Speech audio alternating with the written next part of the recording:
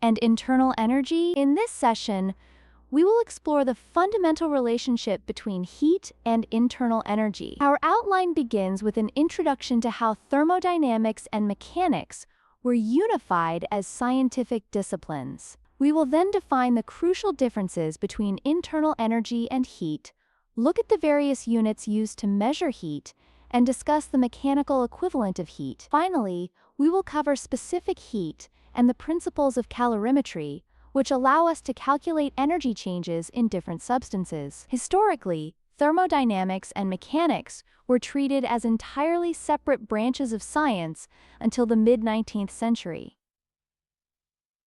This changed around 1850 due to the work of James Joule. His experiments proved there is a direct connection between the transfer of energy by heat in thermal processes and the work done in mechanical processes. This led to the first law of thermodynamics, which describes systems where the only change in energy is the internal energy, and where energy is transferred specifically through heat and work. In this context, we will also consider how work is performed on systems that can be deformed. Internal energy, represented as E sub int, is defined as all the energy associated with the microscopic components of a system, such as its atoms and molecules. To ensure we are only looking at these microscopic properties, we measure this energy from a reference frame that is at rest relative to the system's center of mass. This excludes any bulk kinetic energy from the system moving through space. Internal energy includes the kinetic energy of random translational, rotational, and vibrational motion of the molecules. It also includes the potential energy between atoms and molecules. It is important to note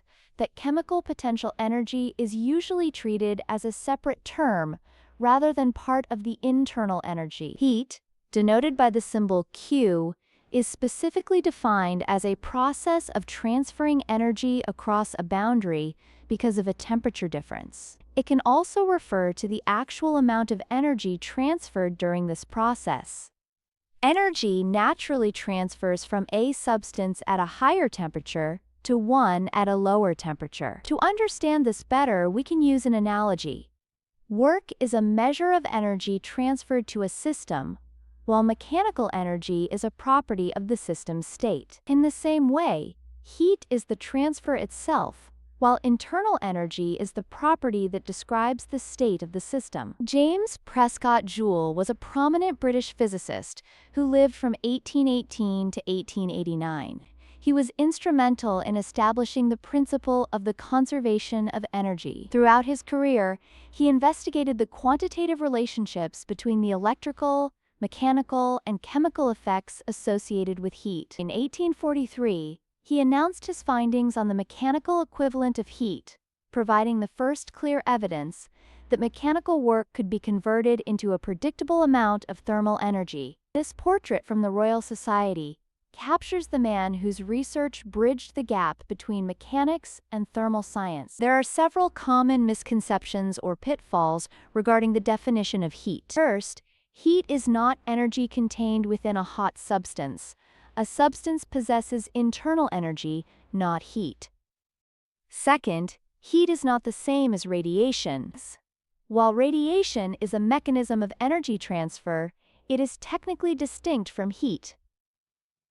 Third, heat is not a synonym for the warmth of an environment. When people say the heat is oppressive, they are actually referring to a high temperature. Scientifically, it makes no sense to talk about the heat of a system. We only use the term heat to refer to energy that is being transferred during a specific process. Several units are used to measure heat. A calorie is the energy required to raise the temperature of 1 gram of water from 14.5 degrees Celsius to 15.5 degrees Celsius. Note that the food calorie, with a capital C, is actually a kilocalorie, or 1,000 calories. In the U.S. customary system, the British thermal unit, or BTU, is the energy needed to raise the temperature of 1 pound of water from 63 degrees Fahrenheit to 64 degrees Fahrenheit. However, the standard SI unit used today for all energy processes, including thermal ones, is the Joule. Joule's famous experiment demonstrated how mechanical energy transforms into internal energy. As shown in the diagram, falling blocks are connected to a paddle wheel inside a container of water. As the blocks fall, they do work on the water by rotating the paddles. The decrease in gravitational potential energy, calculated as 2 times the mass times gravity times the height, is equal to the increase in the internal energy of the water. Through this, Joule found a proportionality. 4.186 joules of mechanical energy is required to raise 1 gram of water by 1 degree Celsius. Therefore, 1 calorie is equal to 4.186 joules. Let us look at an example called losing weight the hard way. Suppose a student eats a meal totaling 2,000 food calories and wants to expend that energy by lifting a 50-kilogram barbell, a distance of 2 meters repeatedly. To find the number of repetitions, we divide the total work required by the work done in one lift, which is mass times gravity times height. In the calculation, we convert 2,000 calories to joules by multiplying by 1,000 and then by 4.186. Dividing this by the product of 50 kilograms, 9.8 meters per second squared, and 2 meters, we find it would take approximately 8,540 lifts. This would require about 12 hours of continuous lifting. When energy is added to a system, it usually raises the temperature unless a phase change is occurring. The amount of energy needed for a 1-degree rise varies depending on the substance. We define heat capacity, or capital C, as the energy Q needed for a specific change in temperature, or delta T. The formula is Q equals heat capacity times the change in temperature. To make this more general, we use specific heat, or lowercase c, which is the heat capacity per unit mass. This is defined as specific heat equals the energy Q divided by the product of the mass and the change in temperature. We can express the relationship for energy transfer as Q equals mass times specific heat times the change in temperature. For water, the specific heat is 4,186 joules per kilogram degree Celsius. In contrast, copper has a much lower specific heat of 387 joules per kilogram degree Celsius. This means water requires much more energy to change its temperature than copper does. The values for Q and the change in temperature are positive when energy enters the system and the temperature increases. They are negative when energy leaves and the temperature decreases.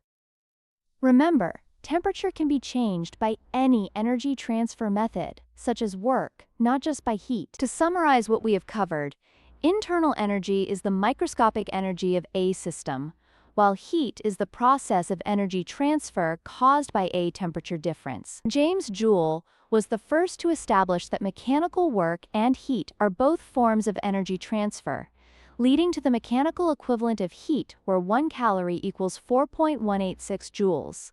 Specific heat is the property that measures how much energy is required to change the temperature of a unit mass of a specific substance. These concepts form the foundation for understanding how energy moves and changes within physical systems. To conclude, let us reflect on 2 review questions. First, why is it technically incorrect to say that a hot object contains a lot of heat, and what term should we use instead? Based on our definitions, we know that objects contain internal energy, while heat only describes the transfer process. Second, in Joule's paddle wheel experiment, what specific energy transformation is taking place? Think about the transition from gravitational potential energy to mechanical work, and finally to internal energy. Also, consider what specific measurement allowed Joule to determine that 4.186 joules equals 1 calorie.